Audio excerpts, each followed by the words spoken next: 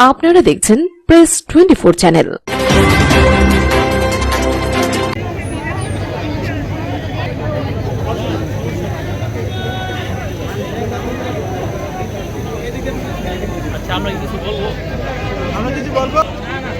বলবেন কিছু দাঁড়ান। আপনারা জানেন আগামী 12ই ফেব্রুয়ারি গণভোট নির্বাচন হবে। জাতীয় নির্বাচনের সঙ্গে আরেকটি নির্বাচন হবে, সেটি হচ্ছে গণভোট, অর্থাৎ হা এবং না ভোটে।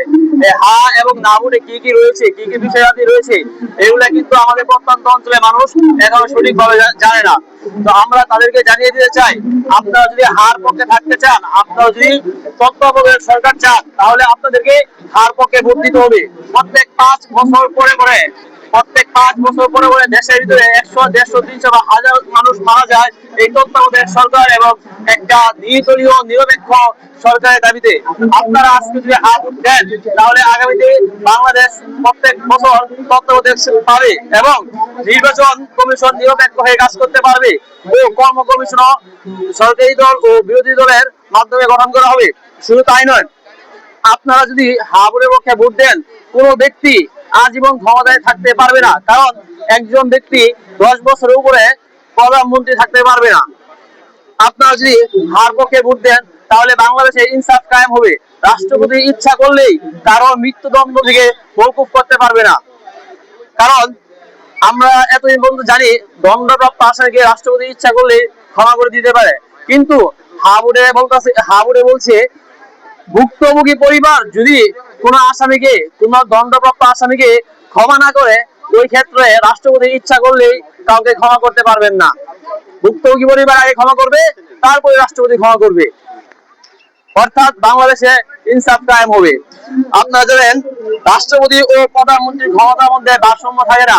দেখা যাচ্ছে রাষ্ট্রপতির হাতে খুবই সীমিত ক্ষমতা থাকে, অর্থাৎ 3টা ক্ষমতা।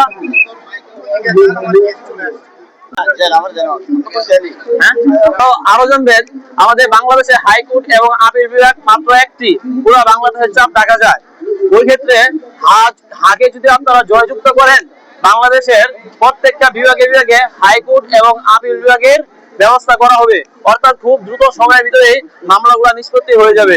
তো সর্বোপরি এইরকম দেশের জন্য, আপনার সন্তানের ভবিষ্যতের জন্য এবং দেশকে প্রায়োরিটি দিয়ে, দলকে নয় বরং দেশকে প্রায়োরিটি দিয়ে আমাদের অনুরোধ থাকবে, আপনারা হার পক্ষে ভোট দিবেন। আজকের এই গণভোট প্রচার উদ্বোধনী অনুষ্ঠানের ময়মনসিংহ জেলায়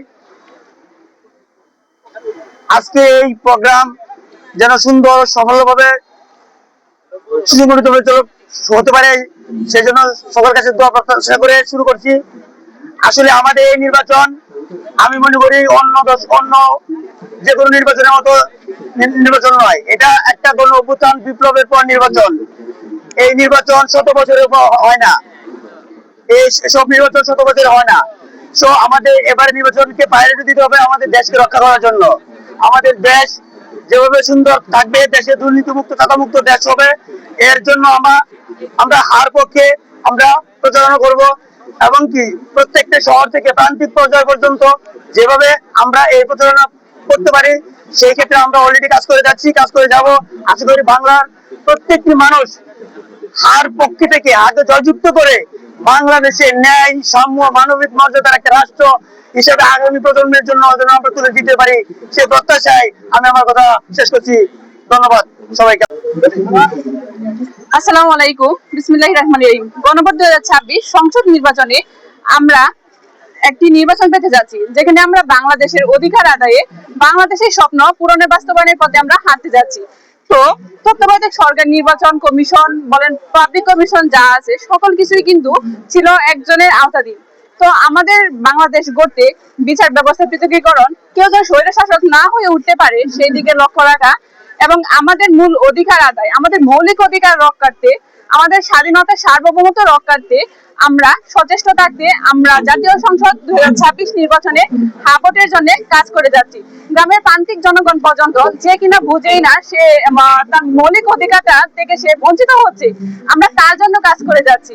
তো শহর থেকে গ্রামে, গ্রামের থেকে একদম প্রান্তিক পর্যায়ে প্রত্যেকটা মানুষের দাঁড় করায় যেন ভোটের সম্প্রচারটা আমরা করতে পারি, সেজন্য আমরা কাজ চালাচ্ছি এবং চালিয়ে যাব।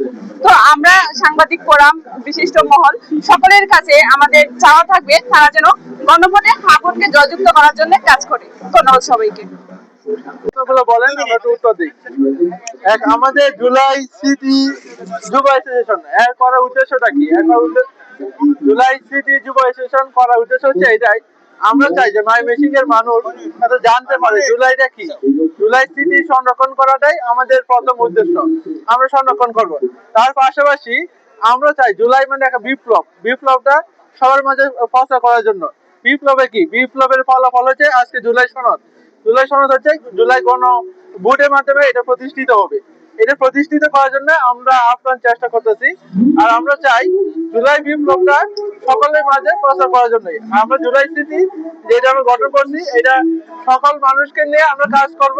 তৃণমূল পর্যায়ে থেকে যত ধরনের যুবক মানুষ আছে এবং অসহায় মানুষ আছে, তাদের পাশে দাঁড়ানোর জন্যই আমাদের এই সংগঠন কাজ করবে। আমাদের সংগঠনের লক্ষ্য মানুষের সেবা করা এবং দেশ ও জাতির উন্নতি গঠন করা। ধন্যবাদ আপনাদেরকে।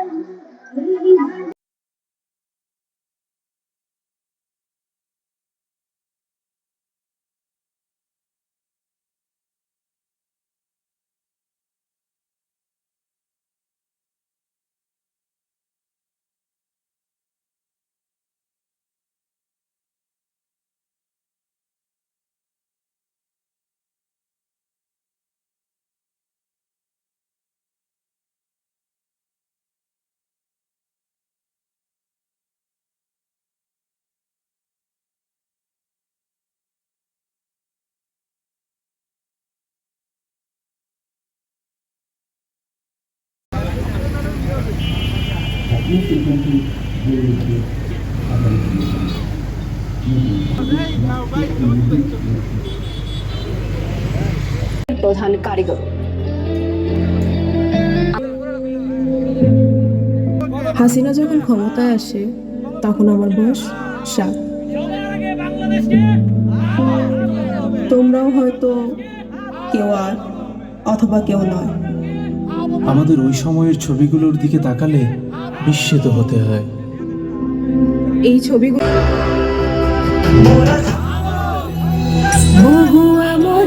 আর ব্রহ্মপুত্র কয় শশীনাজ গান পাহাড় সোমেশ্বরী কয় হাওড়া জঙ্গল মহিষের শিং তিনটা মিল্লা মিশি আর কত গল্প করিতে জন্ম লয় নির্বাচনের গণভোটের হাওয়া এখন এই হানে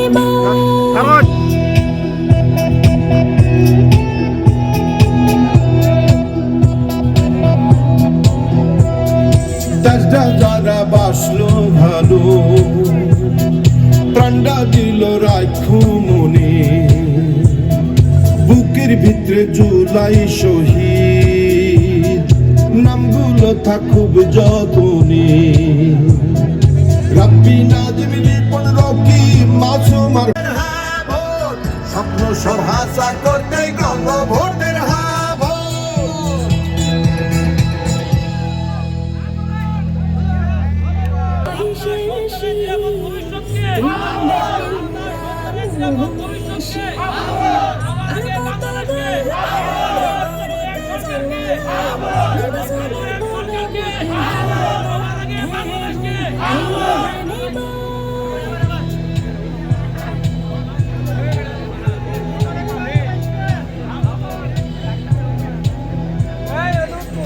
যারা বাসলো ভালো প্রাণটা দিল রাখু মনে বুকের ভিতরে জুলাই শহীদ নামগুলো থাকুক যতনে রাব্বি নাজিম লিপন রকি মাসুমার ফারুক শফি আমার বজুলাই যোদ্ধা সবাই থাকুক যতনে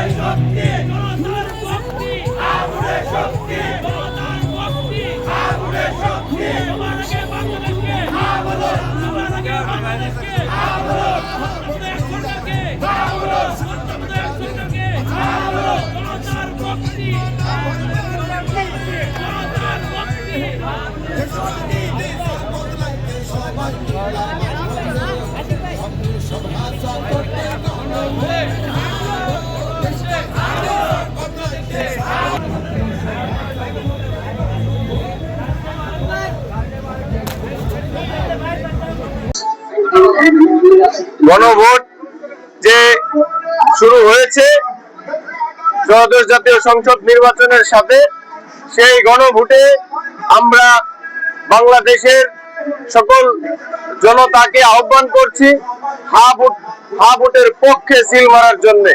কেন হা ভোটে সিল মারবেন? কারণ বাংলাদেশের আগামী যে প্রজন্ম রয়েছে সেই প্রজন্মকে একটি সুশৃঙ্খল বৈষম্যহীন সংবিধান উপহার দেওয়ার জন্য এই গণভোটে হা বলুন। আপনার সন্তানকে ভবিষ্যতে যেন কোনো একটি রাজনৈতিক সংগঠনের রাজনৈতিক দলের পিছাসিতার কারণে নিষ্পেষিত না হতে হয়, সেই জন্য হা বলুন। গণভোটে হা বলুন। স্বৈরাচার যেন আর এই বাংলায় কখনো তৈরি হতে না পারে, সেই লক্ষ্যে, সেই জন্য গণভোটে হা বলুন। আপনার আমার আগামীর বাংলাদেশকে নিরাপদ করতে গণভোটে হা বলুন। গণভোটে হা বলুন। 24-এর গণ আন্দোলনে যারা শহীদ হয়েছে তাদের প্রতি শ্রদ্ধা জানাতে গণভোটে হা বলুন।